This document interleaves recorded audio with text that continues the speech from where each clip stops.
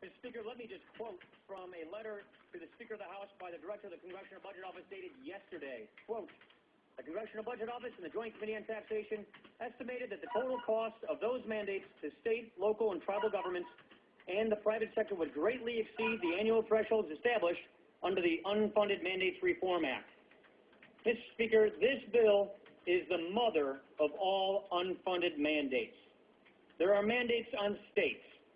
The new Medicaid mandate is expected to cost, according to the CBO, $20 billion on states. Mr. Speaker. The House will be in order. The gentleman deserves to be heard.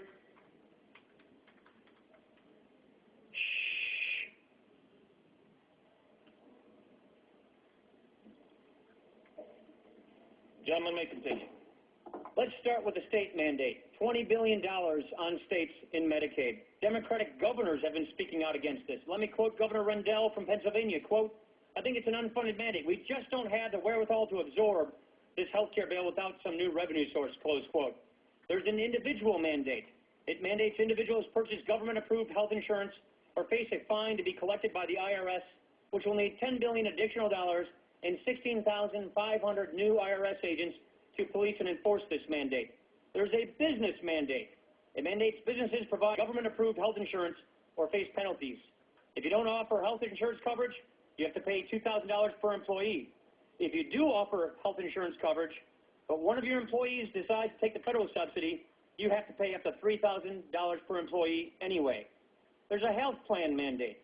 There are mandates on health plans to comply with new federal benefits, mandates without any funds to meet these new requirements. There are new medical loss ratios of 80 and 85%. This hardly jives with the notion if you like what you want, you can keep it, because millions of Americans will exactly lose just that. There's a provider mandate. This mandates many healthcare providers must actually provide exactly what Washington says. They're forced to take unilateral reimbursement cuts from the new Independent Payment Advisory Board.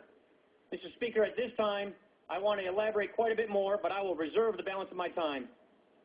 The gentleman reserves the balance of his Paul Ryan, one of the rising stars in the Republican Party, making it clear he hates this proposed health care. People who switch from Geico saved around $481. From all states, $520.